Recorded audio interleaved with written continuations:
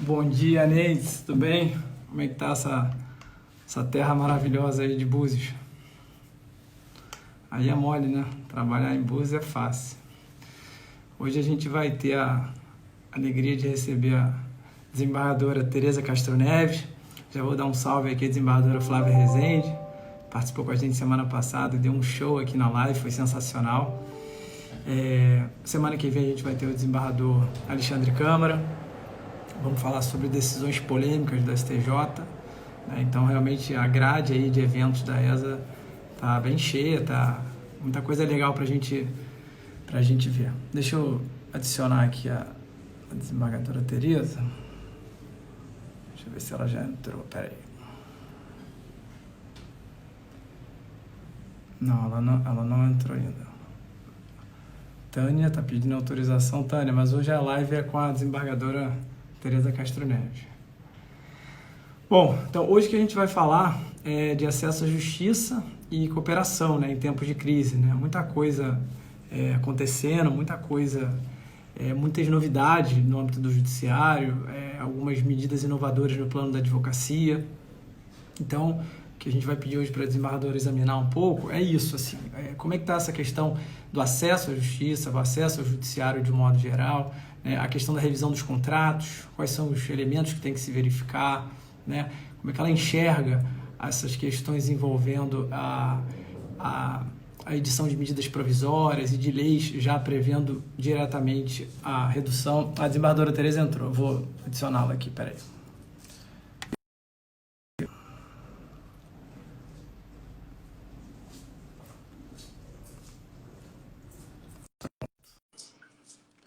Vamos só aguardar ela entrar.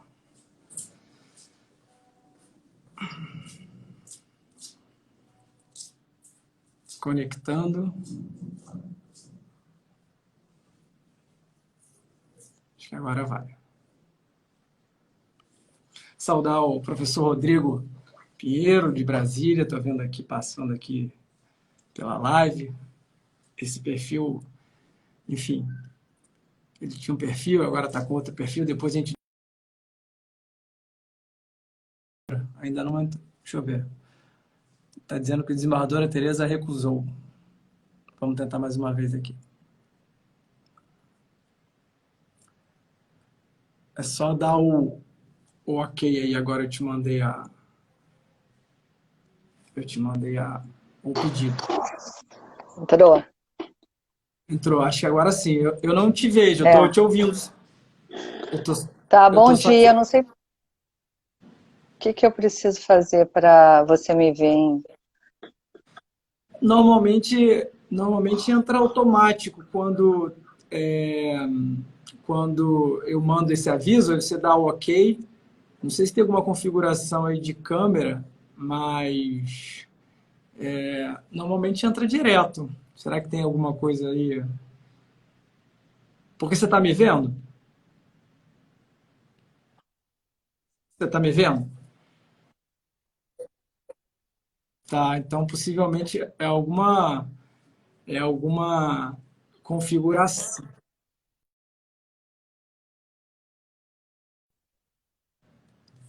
Quer que eu tente te mandar de novo o convite para ver se vem a imagem? Se não vier, a gente faz por áudio, tudo bem. A gente vai perder a oportunidade dessa interação imagem e voz, mas você que sabe. Aqui, ó, deixa eu ver aqui. Deixa eu ver que você me pediu aqui, ó. Vamos ver se quando você manda fica mais fácil. E agora? Não, também não te vejo, só te ouço. Estranho, né? Que coisa esquisita, é. Deixa eu ver se... Eu não sei o que é. Para Não mim cancelo. para mim fica como se estivesse assim conectando, como se né, estivesse tentando Pois é, procurar. eu fiquei achando que talvez fosse a conexão. Aí eu troquei pela conexão Saí Aham. do Wi-Fi para ver se melhorava, mas não melhorou não. Não resolveu não. Ah, que estranho. A gente pode Eu, fazer o seguinte, a gente pode, se você quiser iniciar, e depois, assim, a gente tenta de novo mais para frente botar a imagem, porque é legal, né? Quando tem imagem, assim, a É gente... verdade. É. Prefere...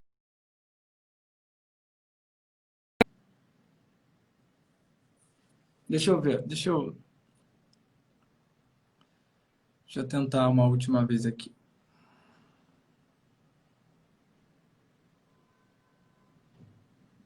Talvez a gente consiga agora.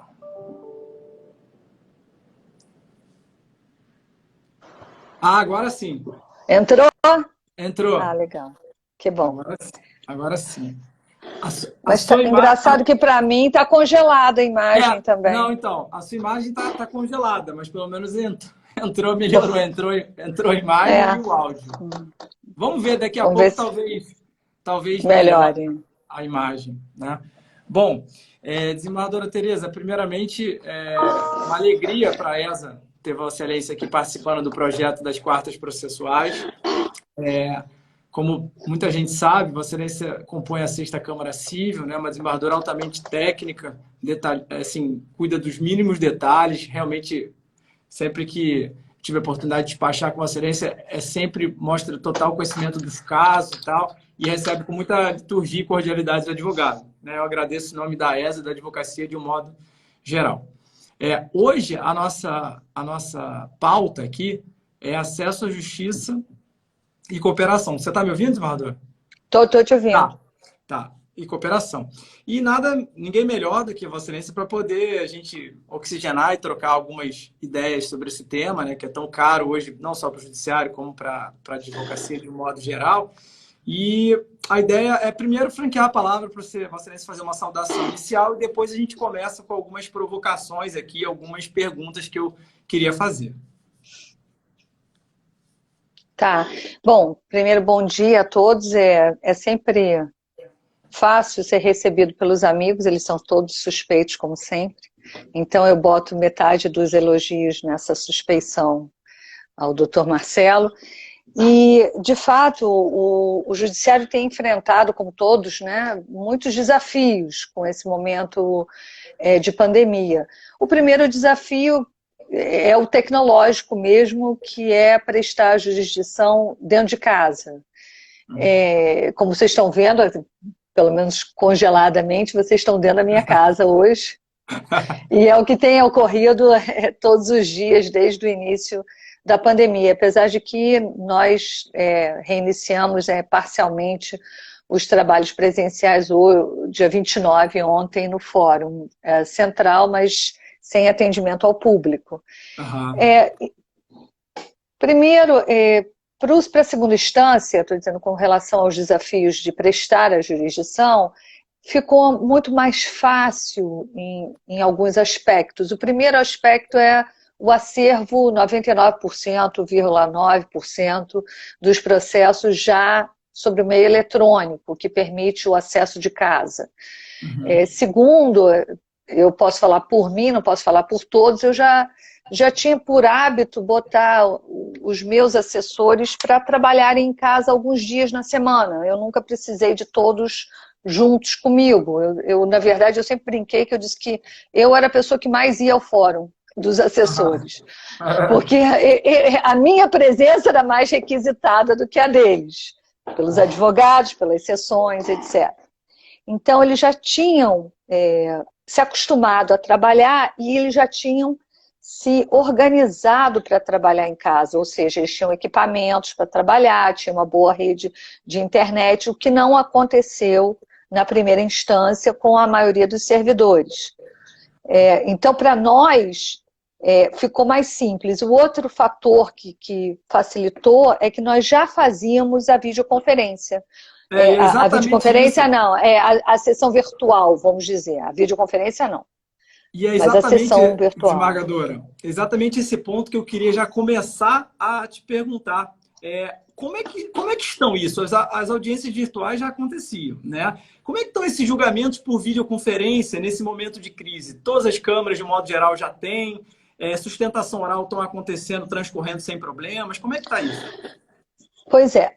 como a minha Câmara, desde novembro, e eu confesso, graças ao protagonismo do meu presidente, que é o diretor de informática, o desembargador Najib, mas também por causa da minha insistência de fazer a videoconferência logo, hoje eu vi que a insistência rendeu frutos, nós começamos em novembro. Nem foi tão antes assim, era uma novidade, mas assim que começamos, nós tínhamos uma sessão virtual que a gente só colocava os embargos de declaração e os agravos internos. Essa sessão virtual ampliou em novembro para botar todos os processos. E aí nós só retiramos os processos que os advogados pedem o destaque ou pedem para sustentar. Até a retirada é automática. Na nossa resolução ainda tem uma limitação, a gente não retira, foi feita uma alteração posterior, aqueles processos de embargos de declaração e de agravo interno que já não suportam sustentação oral, então não há objetivo na retirada, ele tem que ter um objetivo.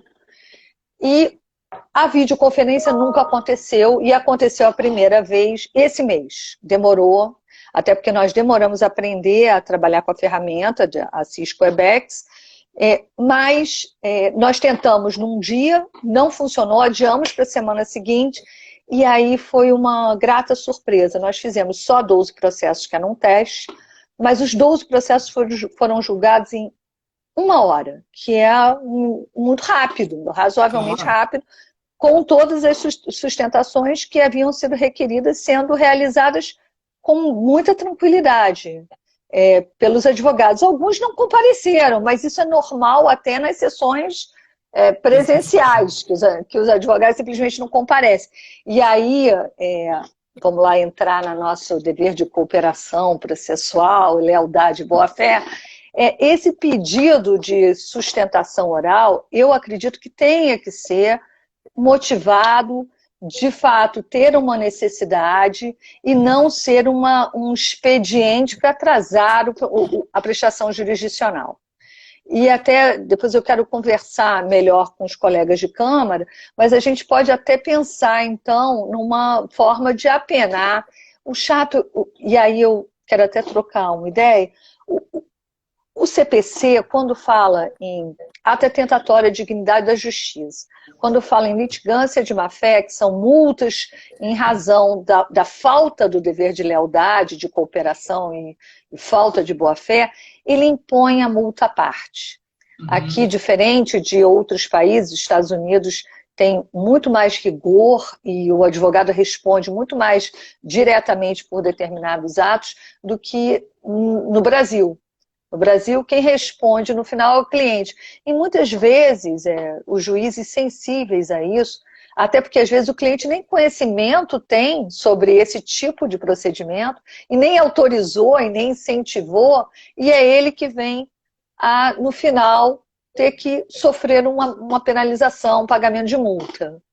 Mas também o cliente tem que saber quem contrata. Eu acho que também tem que se dar uma certa responsabilidade àquele que contrata de procurar um advogado sério, correto, com esse espírito de cooperação. Claro. Uma questão que eu acho assim, bastante sensível, principalmente agora falando para os advogados, é que eu tenho reparado, desembargadora, que aqui no âmbito do TJ, algumas câmaras têm regras diferentes assim, para o pedido de sustentação.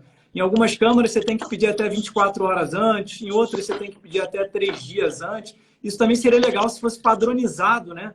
Para que os advogados não tenham que seguir vamos dizer assim, um rito próprio de cada colegiado. Eu mesma, entre as minhas múltiplas funções, eu tenho também a função de estar à frente da vice-presidência da MAERJ hoje. Então, há um pleito também da própria classe em determinados padrões. E eu andei conversando e tentando essa ponte junto com a presidência para padronizar, mas o problema é que os presidentes de Câmara têm uma certa autonomia para se autogerir.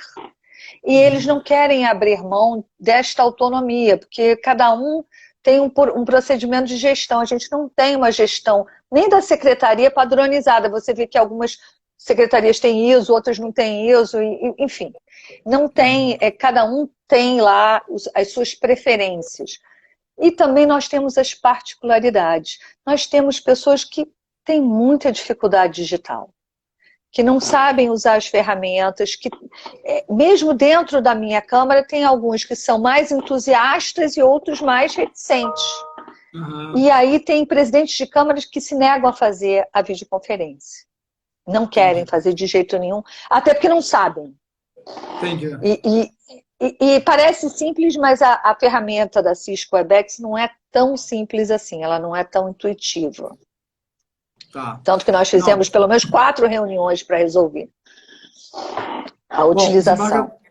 Desembargadora, eu queria agora, para a gente dar um pontapé inicial, aí antes, mas um pouco antes ainda da gente falar efetivamente das questões de direito material, eu queria saber só uma opinião mesmo, como é que você enxerga? Eu tenho notado o seguinte, a gente está com essas restrições de cumprimento de diligências por oficial de justiça, né, nesse momento de crise, né? E eu tenho notado que alguns juízes, existe até parece uma norma interna do tribunal que autoriza as próprias partes, ou seja, a própria parte autora, a postar o AR de citação da parte ré. Ou seja, ela iria no correio lá e mandaria o AR. Eu acredito que isso não possa ser uma obrigação imposta pelo judiciário à parte, né? Mas como é que você nem se enxerga essa questão, nesse momento especial, da própria parte autora poder promover, vamos dizer assim, ou caber a ela postar o AR pelo correio? Como obrigação, eu também acho complicado. Primeiro, porque os prazos estão suspensos, então eu acho que fica difícil obrigar alguém a agir, né, nesse momento em que o CNJ suspendeu os prazos processuais. Então, se eu der essa obrigação à parte autora, ela simplesmente pode não postar e eu não tenho nenhuma penalidade que eu possa impor a ela por não postar, porque eu não vou poder extinguir o processo por falta de andamento. Então, começa de que eu não tenho prazo correndo para ela. Segundo, que na verdade tradicionalmente pelo CPC, infelizmente nós somos muito diferentes também aqui do direito americano, que a intimação é feita pelo advogado, que tem fé pública, ele pode citar, ele tem uma série de obrigações e daí até a função do BARS, né, da prova ser tão mais rigorosa do que aqui.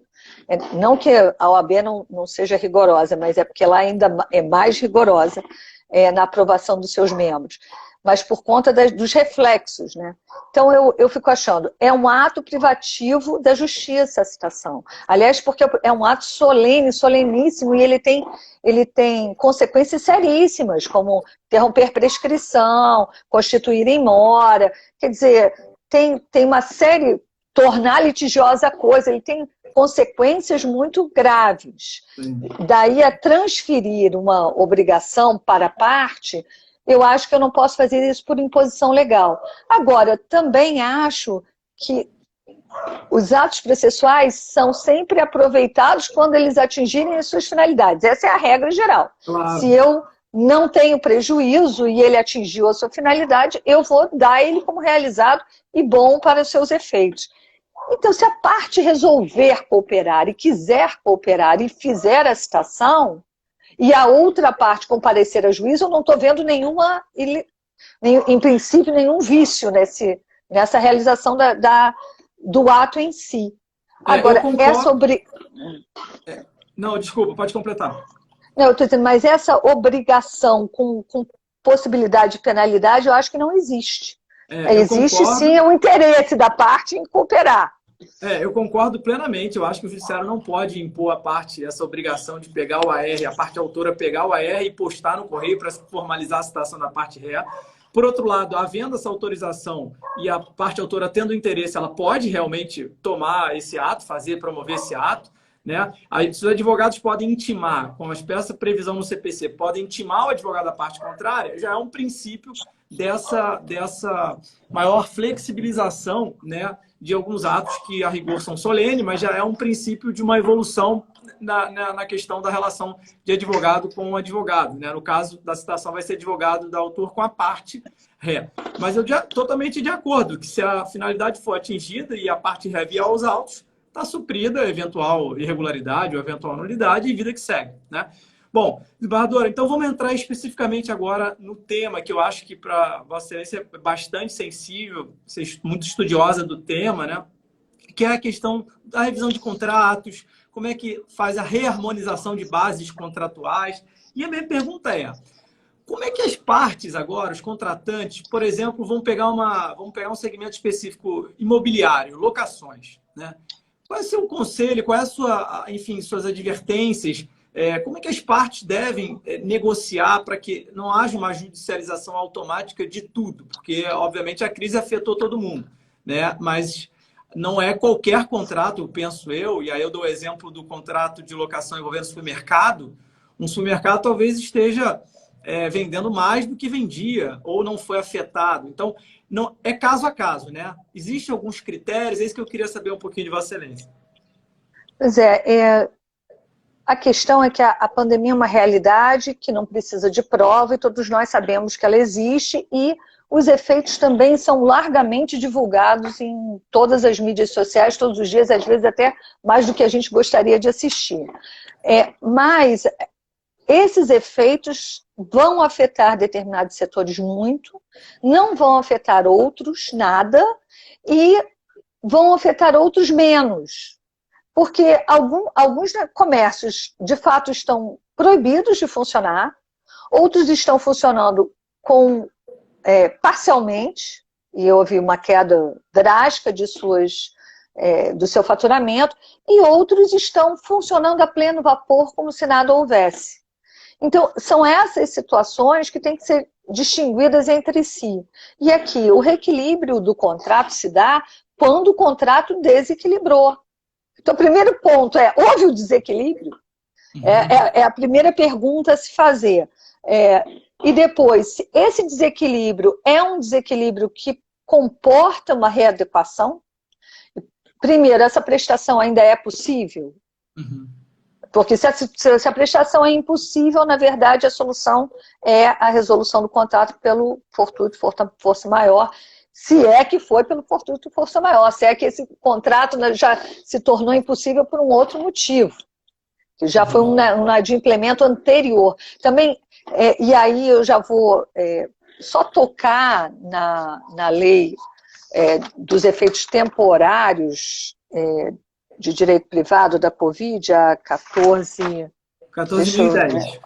Exatamente, a 14.010, que ela bota um marco temporal que é o dia 20 de março, e de início para os efeitos sobre os contratos ou sobre as relações privadas em relação à pandemia, e ela até bota um marco final, que eu não sei se eu me arriscaria tanto, que é dia 30 de outubro, porque, sei lá, a gente não sabe o quanto tempo esse vírus e esses problemas vão acontecer. Mas, enfim, ela escolheu lá, e aí eu vou até colocar que, havendo lei, e eu acho muito bom que tenha havido lei, porque cada juiz vai entender uma situação de uma forma, então, podendo padronizar, a gente ganha segurança jurídica, e tem mais, quem escolhe padronizar nesse caso foi o representante eleito para tal, que é o membro do legislativo. A gente, quando não tem lei, aí você é obrigado, o judiciário, a fazer uma intervenção na lacuna, mas tendo lei, ele deve se restringir àquilo que as balizas da lei impôs. Então, pensando nisso, você tem que primeiro ver o pedido de readequação tem origem na pandemia? Ou ele é anterior? Ou já tinha uma situação anterior? E aí, nós já nos enfrentamos com isso, por exemplo, com despejos por falta de pagamento que já estavam sentenciados. E, aliás, saiu do projeto de lei, foi vetado pelo presidente, a questão da suspensão da liminar de despejo. Aliás, diga-se de passagem, eu concordo com o veto. Diga-se de passagem, foi bem vetado ao meu sentir. Não que o juiz não possa suspender ou não dar uma liminar, dependendo do caso concreto, mas eu acho que já impor uma suspensão em situações, por exemplo, de um contrato que não tem garantia, ou de um contrato que talvez já tivesse um inadimplemento anterior à pandemia, bom, esse já estaria fora da escopo, lei né? de efeitos, do escopo dos efeitos temporários. Então, primeiro, o motivo realmente é a pandemia. Depois, é possível a prestação dessa obrigação? Depois, se ela é possível, houve excessiva onerosidade? Porque aqui, quando a gente fala em teoria da imprevisão, e às vezes a gente fala na clássica teoria de imprevisão, a gente sempre fala num desequilíbrio contratual que beneficia um em detrimento do outro. Mas hoje o que a gente vê é que esse fato do príncipe associado à teoria da imprevisão, que é o vírus é a imprevisão, e depois veio o fato do príncipe, que é a determinação do fechamento, né, que é o poder público intervindo na economia em função dessa questão de saúde pública necessária nesse momento. Então, o que você vê é que não houve, normalmente nos contratos, alguém que ganha e alguém que perde. O que houve são dois que perdem. Só que às vezes os dois que perdem, um perde muito mais do que o outro. E aí aquele que fica meio de fora desse primeiro momento, ou parece que ele não perde, ele fica querendo exigir por inteiro a sua prestação, quando ele próprio não está prestando por inteiro essa prestação. E uma coisa muito interessante, desembargadora, primeiramente saudar aqui, eu estou vendo vários magistrados do TJ, a doutora Maria da Penha, estou vendo advogados também, a doutora Osana Pereira, muita gente comentando aqui na live. A questão e a pergunta de $1 milhão, né? Que o cliente chega para o advogado e fala, olha, eu sou uma loja de roupa, né? Eu fui impedida de funcionar. Eu não quero mais pagar aluguel. Ou se for o caso, eu quero reduzir. Quanto eu consigo reduzir? E aí o advogado começa a pesquisar decisões Brasil afora, ele vê reduções de 30%, ele vê reduções de 40%, ele vê reduções de 60%, de 70%, 80%, ele vê casos que não há redução. Então, essa pandemia, de um modo geral, cria uma insegurança jurídica que não há uma previsibilidade, até porque situações têm que ser ver realmente no caso concreto, mas como a excelência bem falou, uma parte não quer pagar nada. Ela vai falar, olha, eu sou uma loja que vendia roupas e não parei porque eu quis, eu fui obrigado a fechar. Por outro lado, o locador vive do aluguel. Ele precisa receber, ele está com o imóvel dele indisponibilizado. Então, há um claro choque, né, de interesse e de valores, vamos dizer assim, que acaba caindo no colo do judiciário, né, para definir essa questão, o que às vezes é difícil, né, desembargador? É muito difícil, até porque o locador e o locatário são pessoas, caso a caso, diferentes, em situações diferentes. Então, vamos pensar no caso do shopping center, que também ficou fechado. A gente tende a pensar sempre na hora de equacionar no princípio da vulnerabilidade. Quem está em maior vulnerabilidade? E aí a gente tende a ficar do lado do mais fraco, que é o que a lei determina. A gente trata desigualmente os desiguais. Só que quando você vai para uma loja de rua, você não sabe bem quem é o mais fraco. Vai depender do caso concreto, porque às vezes você tem um locatário que, na verdade, tem como único meio de subsistência aquela loja, e acabou. Então, acabou todo o meio de subsistência dele, ou pelo menos caiu drasticamente, porque você não pode abrir a loja, mas você pode continuar operando remotamente, né? Quer dizer, fazendo delivery e vendendo. E não pode abrir ao público, mas ali está o seu estoque, você está ocupando aquele espaço. Você não pode dizer também que a pessoa não está usando a coisa. Ela teve uma limitação drástica da utilização da coisa, mas a coisa está lá para ela usar ainda. De alguma forma, para ela continuar girando. E às vezes você tem um locador muito rico, com muitos bens, ou você tem justamente aquela senhora que juntou todo o seu dinheiro e aquele aluguel é o que também lhe fornece seu único sustento. Por isso que não dá para massificar. E daí você tem que olhar o caso concreto, não tem jeito. Eu acho que não. Quer dizer, seria ótimo se viesse a lei e dissesse, olha, nesses casos a redução pode ir de tanto a tanto. Eu acho até que não deveria dizer um percentual X. E variar, este contrato, ele tem primeiro, ele tem garantia? Eu posso postergar o pagamento apenas? Porque às vezes você pode até dar um prazo, que é o que o shopping center tentou fazer com os lojistas. Ele não deu nenhum desconto, alguns, né? E deu só o prazo. Isso não é a solução. Isso também não é uma revisão adequada, não é uma negociação adequada. Porque ele está empurrando todo o prejuízo para um lado. Claro, Numa situação que atingiu dois lados. Porque jogar para frente não é negociar. Você botou a sujeira debaixo do tapete, né? Uma hora isso vai aparecer, não tem jeito. Né? Não, você está impedido de utilizar, tem uma utilização reduzida e você tem uma prestação igual. Não é possível. Agora, desembargadora, você tocou num ponto muito importante, eu até separei aqui para perguntar, que é, você falou que às vezes seria interessante que a lei desse um norte mínimo, né? Eu peguei um exemplo aqui de uma lei estadual do Ceará, que envolve a redução de mensalidades escolares. E aí fala que é 30%, né? E essa lei está sendo atacada no Supremo através de uma ação declaratória de inconstitucionalidade por parte de confederação, de entidades de ensino e tal.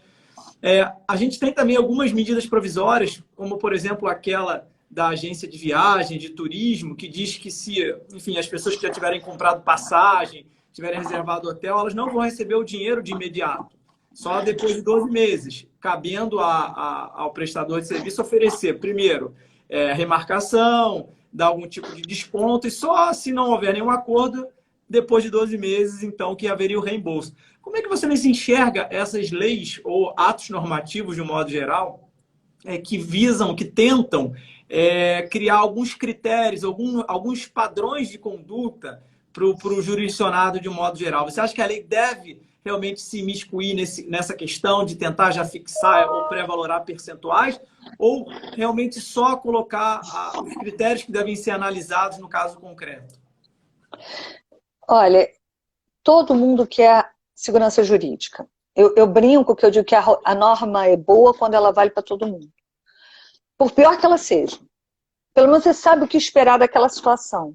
Então, se você normatizar, mesmo que não seja o ideal, é melhor a padronização, porque isso dá um conforto e acalma a sociedade. O que a justiça vem? Ela vem para pacificar socialmente. Quando ela começa a dar muita variação de decisão sobre um tema que afeta todo mundo, ela gera insegurança jurídica, ela gera... E aí a negociação até fica difícil. Você não sabe o que vem. Você vê que a nossa extrema judicialização vem muito do que você acredita que possa vir, mas tem uma decisão que me favorece, mas tem uma que não. Então eu vou para o judiciário, porque pode ser que eu ganhe. Se você já soubesse de antemão que você não vai ganhar, você já ia sentar, ou que você vai ganhar parcialmente, você já senta na mesa de outra maneira. Porque você não vai se arriscar. Então eu acho que até essa segurança jurídica, essa padronização, auxilia a diminuição dessa jurisdição, desse ajuizamento de ação de forma de avalanche, que virá, que eu estou vendo que virá, e a gente precisa ver como não, ou minimizar os efeitos dessas ações. Eu recentemente passei por uma situação de negociação, como parte, não como juiz, e auxiliando, na verdade, meu irmão, e eu me lembro que uma das coisas que, quando chegou assim, o final da negociação, que ela durou um mês e tanto, justamente num restaurante, entrega de restaurante, é que eu cheguei assim, você vai ter que perder. Se você não tiver essa consciência, porque todo mundo perdeu, se você vai perder, você vai sentar e você vai ter que perder, e que perder... vamos ver o que você aceita perder, o que é possível você perder, o que você tolera perder. Porque o outro também vai perder, não é só você que vai perder. E que uma ação, assim, você pode até ganhar mais quando você entrar na ação. E aí a conversa que a gente tem que ter como mediador também, como juiz conciliador. Mas interessa, a média de uma ação hoje é 11 anos. No Rio de Janeiro, que é rápido, são 9 anos. O que interessa receber alguma coisa daqui a 9 anos? Você quer mesmo passar 9 anos pagando advogado? Porque às vezes você bota no lápis 9 anos de honorários. Claro. Só você pensar nisso, você já começa a sentar de outra forma. E é isso que eu acho, essa maturidade do empresário, mas não só do empresário, do cidadão comum, de que a justiça tem um custo, ela onera emocionalmente as pessoas envolvidas, não é só financeiramente, e aí a gente tem aquela, bom, mas eu não pago custos, vou para a gratuidade de justiça, que você vê que existem ações temerárias ou, enfim, aventureiras em função da ausência de penalidade. Aham. Eu vou para o juizado, não tem que contratar ninguém, não pago custos, não E tem vai nada para tentar a fazer sorte. hoje, E e vou tenta a sorte. lá jogar a roleta. Então, se eu ganhar, ganhei. E tem pessoas que vivem disso, que é o É. pior. É verdade.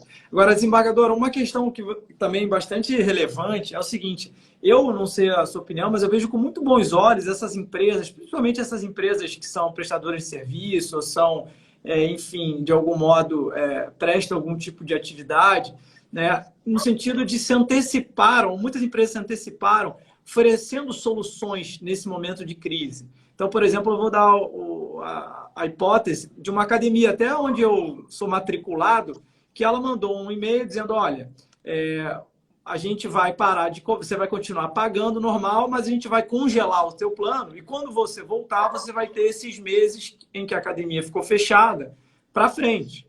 Né? Então, obviamente, eu continuo pagando, mas com a certeza de que meu contrato vai ser prolongado no tempo. Né? Por outro lado, eu vivi uma experiência também recente, não vou dizer o nome da empresa, mas eu contratei aqueles pacotes, né, de jogo de futebol para assistir na televisão. Uhum. E aí, assim, o campeonato foi interrompido. Não existiu. Eu liguei para a companhia e falei, olha, eu queria cancelar porque não está tendo mais jogo. E ele falou, não, a gente não vai cancelar não. Você contratou, está contratado. Eu falei, mas eu estou contratando algo que eu não estou recebendo. Vocês têm alguma proposta e tal? Não temos proposta. Então veja como isso seria uma causa clássica para a judicialização. Né? Falta também de algumas empresas um pouco de maior engajamento para criar uma sistematização, uma parametrização, justamente para conter eventuais litígios, né? Eventuais demandas, por uma situação que é claramente desequilibrada ou claramente, entre aspas, abusiva. Né? Eu queria te ouvir um pouco disso. Assim, você não concorda que é fundamental que essas empresas deem um passo à frente no sentido de tentar criar as soluções para evitar essa judicialização em massa?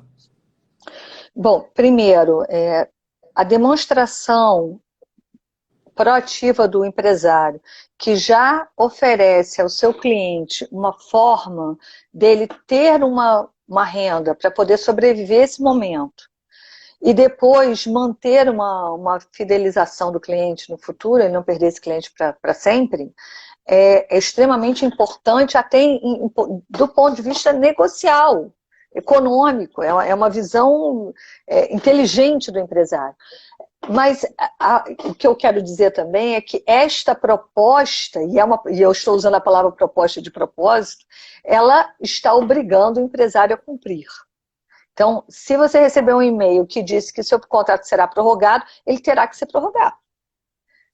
Não vai achar que não houve uma alteração contratual. Se você não fez nada, aqui no... Bom, a gente tem o hábito de dizer que quem cala consente, mas nós juristas sabemos, que quem cala não diz nada. Uhum. Na verdade, você tem que ter uma atitude para consentir. Mas se você chegar lá depois e começar a usar a academia, e provavelmente vai ter um termino de adesão para você dizer anuir com a proposta. É claro que você anuiu com a proposta. Agora, se você não está prestando, como é que você vai cobrar por um serviço que você não dá? Isso é tão evidente, eu não posso cobrar pelo que eu não estou prestando. Mas eu tenho um contrato de 12 meses, sim. Mutuamente, eu sou obrigada a pagar por algo que eu tenho que receber. Se eu não estou recebendo, eu não posso pagar.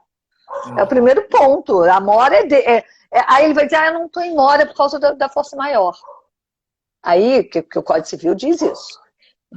Você não é obrigado a indenizar quando não está em mora. Mas eu não estou pedindo indenização. Exatamente. O que eu estou te dizendo é que você não está...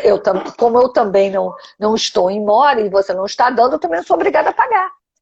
Se você não é obrigado a me indenizar, eu também não sou obrigada a pagar aquilo que eu não recebi. E aqui é que eu acho que deveria entrar uma coisa chamada agência reguladora.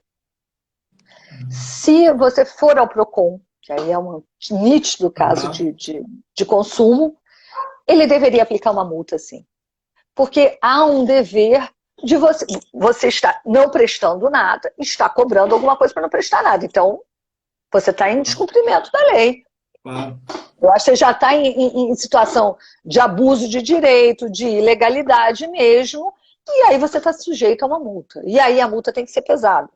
Porque a multa não é por causa de um consumidor, e sim por conta da multiplicidade da conduta com inúmeros consumidores, e o consumidor não consegue, como você está falando, você só consegue ligar pelo telefone. O próximo passo é a judicialização, porque você não tem mais nada para fazer. Gente, assim, até desculpa a palavra, mas acaba sendo idiota, é uma ação judicial idiota. Eu quero cancelar um negócio que eu não estou recebendo. Sim, é uma ação que deveria ter sido evitada, né? E aí vai enchendo o judiciário, vai entupindo as veias do judiciário com questões desse tipo, de magnitude, de complexidade baixíssima, mas que faz um volume gigante, né? E aí, com relação à lei estadual, só mais uma coisa, com relação à lei estadual do desconto das mensalidades escolares, nós temos aqui também no estado do Rio uma lei estadual de desconto de mensalidades escolares que está sendo discutida não no Supremo, mas no órgão especial, e tem uma liminar do desembargador Rogério, inclusive, afirmando que a lei é constitucional, e nós temos uma liminar da juíza Regina Schucker, em sentido inverso, dizendo que ela é inconstitucional. Então, só para colocar como a situação é controvertida.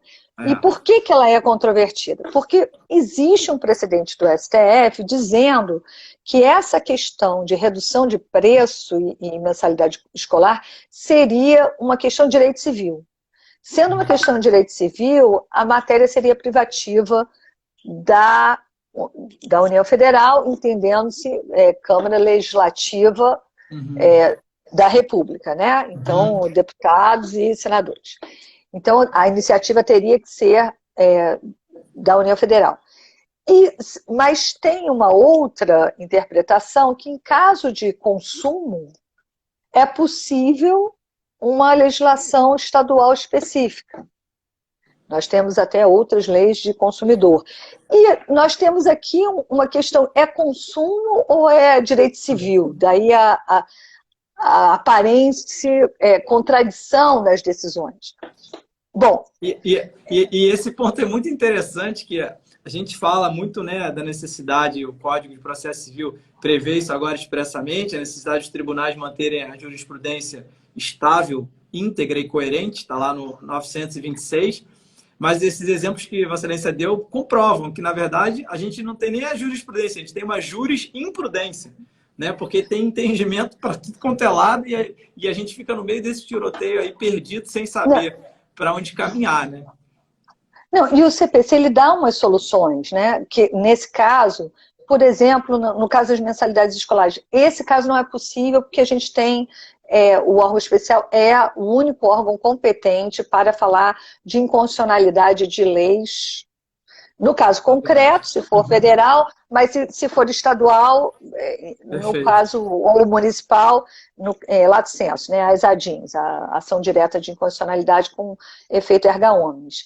Mas o que acontece? Nós temos a assunção de competência, a gente tem a sessão civil para pacificar. E eu estou falando em assunção de competência porque nós não temos ainda jurisprudência suficiente para dizer que há conflito de jurisprudência. Então, que é o IRDR, que seria quando a gente tem o incidente de resolução de demandas repetitivas. Porque a gente ainda não tem volume de decisões suficientes para isso. Mas para evitar justamente a insegurança jurídica, eu acho que um instrumento muito importante seria o da assunção de competência, sim, para fixar alguns parâmetros, pelo menos para o Estado. Se você não consegue fixá-los nacionalmente, deveria ser utilizado como maneira de pacificação. Até porque lá o 947, que dispõe do incidente de assunção de competência, prevê justamente isso, né? Casos com repercussão social, questão de direito, sem repetição em múltiplos processos. É exatamente a hipótese que Vossa Excelência narrou. Bardora, a gente faltam 12 minutos ainda. Eu queria deixar esse bloco final aqui da live, porque a gente está na casa da advocacia, né? Então, assim, eu queria te ouvir um pouco sobre o papel do advogado nesse momento de crise, né? Eu, particularmente, vejo com bastante reservas algumas decisões judiciais que meio que extinguiram as ações, né? Indeferiram as petições judiciais, alegando que a parte, através do seu advogado ou não tentou um acordo, por exemplo, naquela plataforma gov.br, ou não provou que tentou renegociar, e aí estão julgando extintos processos. Né? Eu queria te ouvir, como é que você se enxerga essa questão da extinção dos processos por falta de uma comprovação de uma negociação prévia, e se há realmente esse dever de renegociação, como, por exemplo, os civilistas, de um modo geral, sustentam. Tem um artigo muito interessante do desembargador Marco Aurélio Bezerra de Mello, onde ele diz que talvez tivesse necessário uma lei transitória, uma lei temporária, prevendo a necessidade de renegociação antes da judicialização nesse momento de crise. Então, sobre esses aspectos todos, eu queria te ouvir um pouco.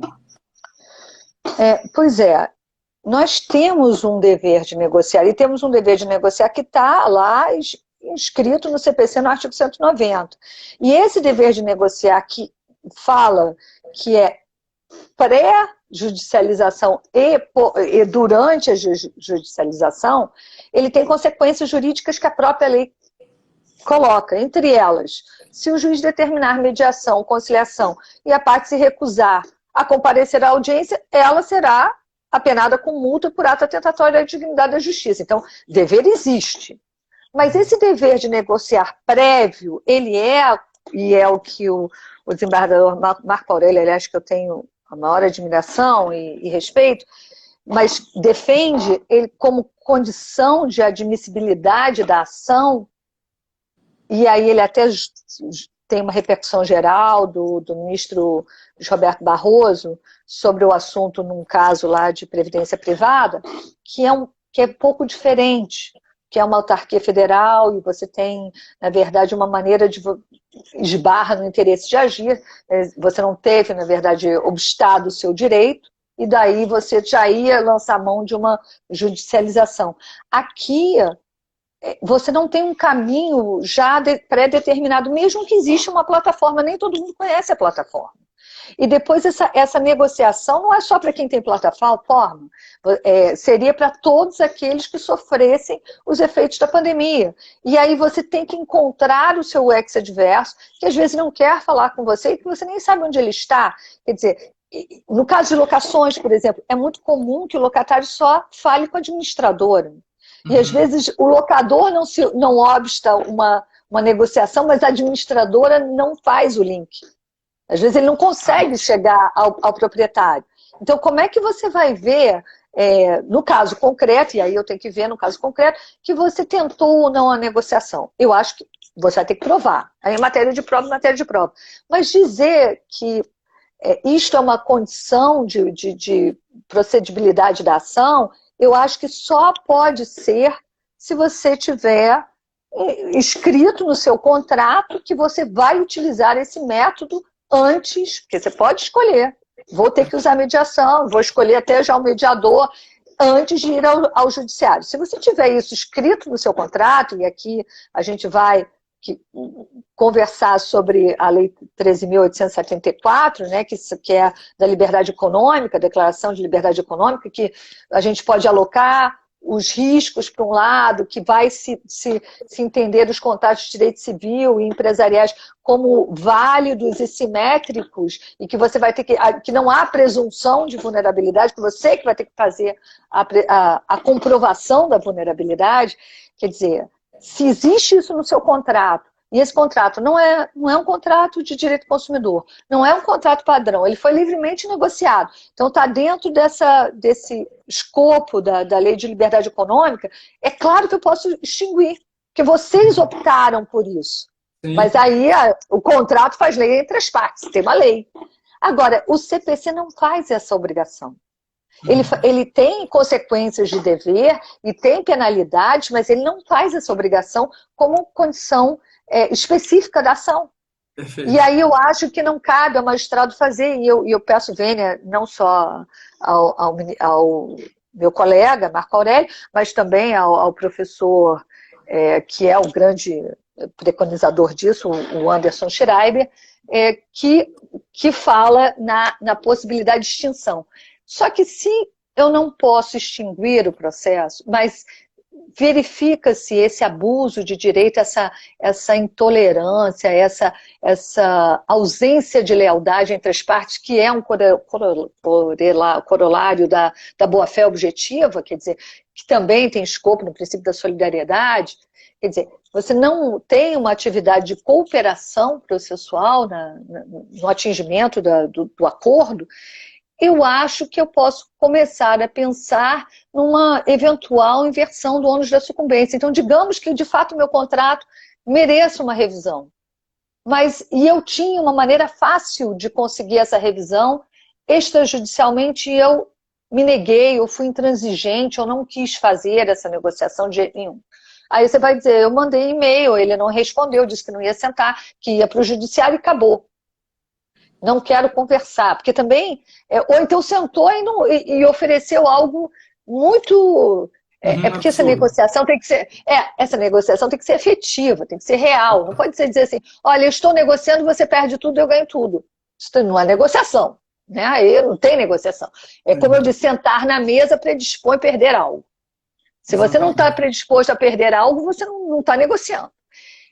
Então, eu acho que pelo princípio da causalidade, da sucumbência, você pode dizer, olha, você até tem razão da revisão do contrato, só que você veio a juízo sem esgotar os meios e sem ter tentado ou impediu que a mediação fosse feita ou que a conciliação fosse feita sem o judiciário.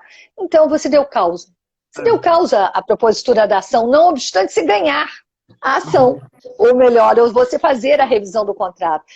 E normalmente o que vai acontecer é que o réu, quando vem, se esse réu realmente queria mediar, ele vai dizer exatamente isso. Eu não estou me opondo à revisão.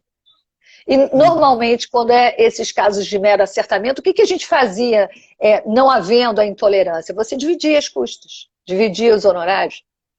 Porque não havia oposição, não havia resistência. Então você vai encarar isso como uma resistência. Com relação ao papel do advogado, o papel do advogado, a gente diz sempre que ele é o primeiro julgador da lide. E eu entendo que o advogado só ganha trabalhando. E eu acho que a mentalidade do advogado é que tem que mudar um pouco, que trabalhar não significa entrar com a ação. Perfeito. E aí também eu acho que tem que mudar um pouco a visão do cliente. Porque eu vejo também uma resistência do cliente, às vezes, de pagar um advogado antes de entrar com a ação. Ele tenta tudo sozinho. Aliás, não vou nem dizer, mas enfim, complica muito a vida do advogado e do juiz com as tentativas sozinhas que ele se aventura a fazer. Nem sempre, às vezes dá certo, mas normalmente a gente vê que, até porque ninguém vai a juízo quando dá certo. Quando dá certo a gente não sabe. A gente só vai a juízo quando dá errado. Quando o casamento está funcionando, está tudo bom e ninguém judicializa nada. Bom, mas então, quando ele dá errado e ele não tem o advogado, ele vai judicializar e às vezes ele já falou coisas, mandou e-mails, mandou WhatsApps e etc., que complicam a vida dele. Aqui também, pela lei da liberdade econômica, essas propostas, esses acordos, eles devem ser levados em consideração na hora de você readequar um contrato. A parte negocial fala lá, se houve uma negociação que deu certo anteriormente, você deve usá-la como parâmetro para tirar uma liminar. Quer dizer, tudo isso faz um reflexo. Então, o advogado tem que saber que ele tem que cobrar antes. Ele tem que saber que, às vezes, cobrar antes e não litigar pode ser melhor para ele, porque ele gasta menos tempo e pode pegar mais causas. E que a função dele não é só de litígio, a função dele também deve ser de conciliar. E que essa função tem um preço, que o outro vai ter que pagar. Agora, desembargadora, aproveitando esse gancho, aí puxando a sardinha um pouco para os advogados aqui, ontem até estou vendo aqui o defensor público José Roberto Melo Porto, eu estava conversando com ele. A tese é a seguinte, eu não sei como é que Vossa Excelência pensa, assim. O artigo 85, que é lá o que prevê os honorários sucumbenciais, né, diz que lá no inciso 4º, né, tem os critérios em que o juiz tem que se basear para poder aplicar aquele percentual a rigor de 10% a 20%. O último inciso, o inciso 4º, diz assim: O juiz deve levar em consideração o trabalho realizado pelo advogado e o tempo exigido para o seu serviço. Eu tenho uma opinião que esse tempo exigido para o seu serviço não é só o tempo do processo, é o tempo também pré-processual, ou seja, o tempo que o advogado gastou com reuniões, com notificações, com tentativas de acordo. Então, o que eu defendo é que, quando se vier a judicialização, o magistrado deve levar em conta esse tempo na hora da dosimetria do percentual para valorizar e prestigiar essa conduta colaborativa do advogado que realmente tentou um acordo, tentou evitar o ajuizamento da ação, né, e perdeu, vamos dizer assim, preciosas horas da sua vida tentando fazer esse arranjo, né? Como é que você se enxerga isso? Você acha que é possível prestigiar esse tempo pré-processual na hora da fixação da sucumbência? Bom, se o próprio CPC fala que a conciliação deve se dar antes da judicialização, e é dever das partes, no artigo 190, o tempo pré-processual está incluído no serviço do advogado, porque se ele já dá esse gancho, né, essa obrigação, esse dever, eu acho que deve sim ser levado em consideração. Agora, é raro a gente, quando vai julgar um processo, é muito difícil você aquilatar esse tempo. É raro que venha junto com o processo, olha quantas horas eu gastei, qual é a notificação, e ninguém instrui o processo, o advogado também deveria advogar a seu favor, ele advoga muito a favor do cliente, mas ele não advoga muito a seu favor, entendeu? Concordo. Trazendo os elementos necessários para o juiz poder aquilatar melhor esse percentual. E aí a gente acaba contando o número de anos, e às vezes o número de anos nem é o número de vezes que ele nem é tão intenso quanto foi a fase anterior à judicialização. E quem tem cliente sabe, né, que enquanto não judicializa, ele fica ligando de manhã, de tarde, de noite, e é reunião, e é desespero, e vai entrar com a ação, não vai. Quer dizer, eu até tenho a sensibilidade de saber que o desgaste do advogado, não é só o desgaste da parte, o desgaste do advogado anterior à judicialização é enorme. Então, para mim, justifica, assim, claro, um aumento percentual. Desembargadora, a gente tem 2 minutos. Eu queria deixar esses 2 minutos finais para você fazer o fecho final, as considerações finais, eventuais agradecimentos. A palavra é sua. Bom, primeiro eu quero agradecer, claro, o convite. Foi ótimo poder trocar ideias com o doutor Marcelo, né, Mazzola, que a gente tem pouca chance, infelizmente. Mas, agora, o que eu acho mais importante desse momento, na verdade, o judiciário não dá vazão hoje àquilo que está em curso. E aí, de novo, né, 11 anos, 9 anos, é verdade que a maior parte desses anos são gastas na execução, que é um problema que eu não sei como resolver, e eu gostaria muito de saber. Que não é nem na decisão. E aqui eu falo por mim. Eu quando magistrada, eu prefiro dar uma sentença do que sentar para conciliar. Eu não tenho paciência, é engraçado. Então eu estou falando contra mim. Porque eu acho mais fácil julgar do que fazer uma mediação. Daí eu achar tão importante a função do mediador e do conciliador. Eu acabei contratando alguém para fazer isso, claro. Tinha um conciliador para mim, porque... E não é verdade, eu acho até que... E aqui eu estou falando, mas ao mesmo tempo sabendo que não é tão verdade, que o conciliador ficava e a porta ficava entreaberta. E quando o barulho aumentava, era normal eu entrar na sala e dizer, agora a sala é minha. E fazer a intervenção para botar cada um no seu lugar. Porque às vezes a posição do magistrado, a autoridade do magistrado, leva a uma melhor conciliação. Às vezes é o contrário. A posição do magistrado impede que se revele coisas para o magistrado. Ele não pode saber de determinadas coisas. São confidenciais, são sigilosas, são empresariais, enfim, podem ter consequências jurídicas graves, etc. Então, às vezes, a posição do magistrado atrapalha, e às vezes a posição do magistrado diz assim, olha aqui, eu vou dar essa sentença hoje, mas você vai demorar 6 anos para receber. Eu vou dar, mas vai estar com recurso, depois vai ter não sei o quê. Então, às vezes, essa consciência e essa autoridade de quem vai decidir leva as partes a conciliar, às vezes não. Mas o que eu quero dizer é que o papel judiciário está aí e será usado. Mas se não houver uma maturidade daqueles que estão vivenciando esse momento, e não acho que só é esse momento, isso daqui é uma coisa que eu venho falando no Fórum dos Juízes Cíveis reiteradamente. Desembargadora, 10 segundos para encerrar. Então, se nós